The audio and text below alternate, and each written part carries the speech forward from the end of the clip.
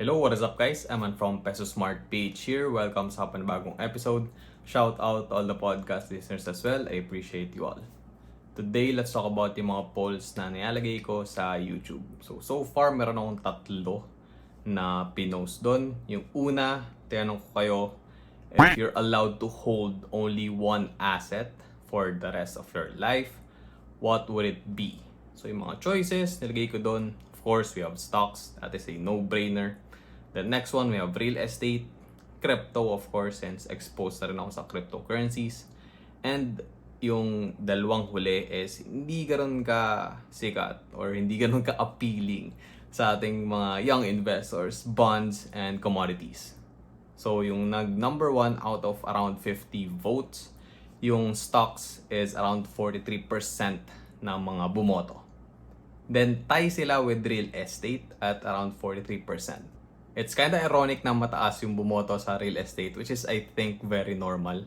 But ironic lang din kasi personally for me, wala pa akong kahit anong investment sa real estate. Although nakabili na ako ng mga REITs before, real estate investment trust. And then we have 9% at cryptocurrency, and I think a small portion of your portfolio, I think okay na mag-DCA or mag-dollar cost average sa mga cryptocurrencies. The next one, may 2% na bonds, and I'm not sure, siguro mga old school investors yung bumoto dito, but ako personally wala rin akong bonds. And then commodities like yung mga gold, silver, and yung mga scarce na mga metals dito sa earth. And of course, may mga raw materials ka dyan, and pwede rin natin isama dyan yung mga gasoline and fuel. Then next one, tinanong ko kayo kung ano yung overall sentiment nyo sa financial markets for the second half of 2022.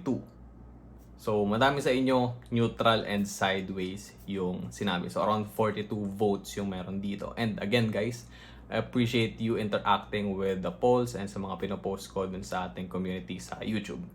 So sabi nyo 31% yung bumoto neutral or sideways. So I think majority naman sa inyo yung sinagot, and I think yun din yung feeling ko yung mangyayari sa second half ng taon.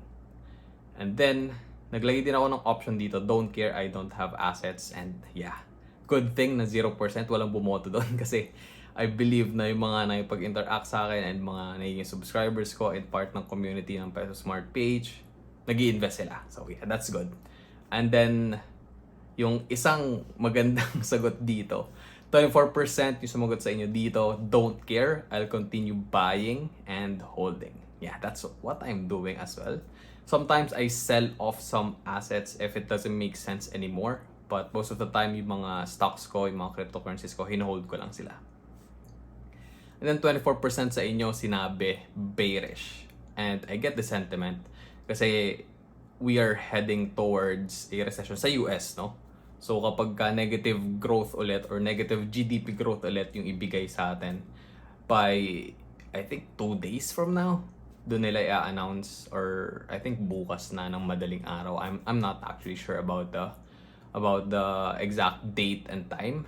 But kapag sinabi na negative ulit yung GDP growth ng United States, then it can confirm the recession. Although nag-release nga ng mga parang reading materials yung Fed and yung White House kung ano ba talaga yung meaning ng recession. And they're implying na hindi magkakaroon ng recession sa United States. But I think people already feel it, and yung first half ng 2022 is already a recession. And ang naging argument kasi nila is wala pa daw unemployment rate. Hindi pa tumataas yung unemployment rate. But nangyayari kasi yon kapag nagkaroon na ng recession, pagka nag-hit na yung recession.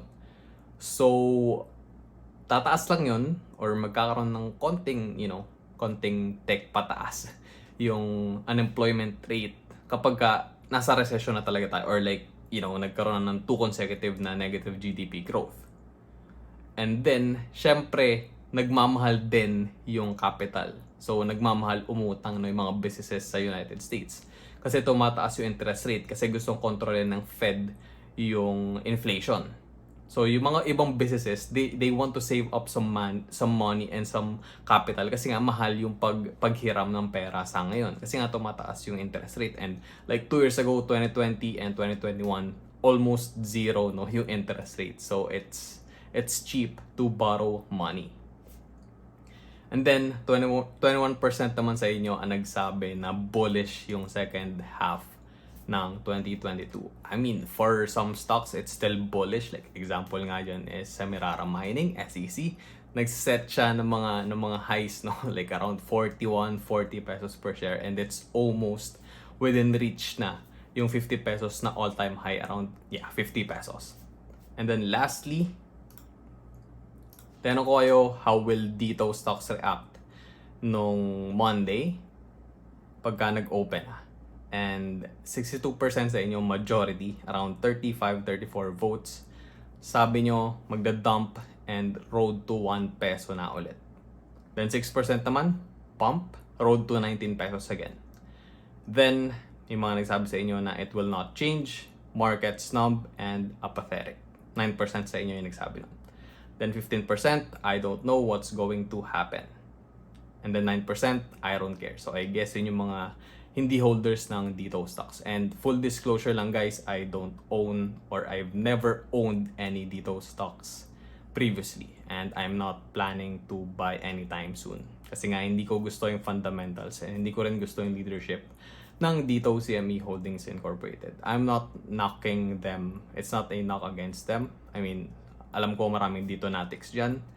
And if you really believe dun sa vision and sa mission ng company, and if you think na it's gonna be a very good investment for you in the next 5 to 10 years, then just continue buying in. But for me, I'm out. So, unfortunately, hindi ko na-on yung mic ko sa PC. So, yung audio is magre-rely dito sa phone ko. So, hopefully, malinaw pa rin naman. Medyo nilaksan ko naman yung boses ko. But, that is a very unfortunate event. And matagal na rin kasi ako hindi nag-record ng video using my phone, yung camera ng phone ko, and then syncing the audio dito sa PC ko with my mic. So, shit happens. But, we'll end the episode here. Guys, sana may natutunan kayo. And if umabot kayo at the end of this episode, thank you very much. I appreciate you. Give this video a thumbs up if na-enjoy nyo yung content ko. And if hindi naman, give this video a thumbs down. If bago ka sa channel ko, click the subscribe button and ring the notification bell para wala kang ma-miss out sa mga uploads ko every single day. And then you can support the channel by becoming a YouTube member. And then you can also use my affiliate link sa Shopee or sa Lazada if mabibilin kayo doon. Thanks again for watching and listening, everyone. Stay safe. I'll see you on the next episode. Always remember, be Peso smart.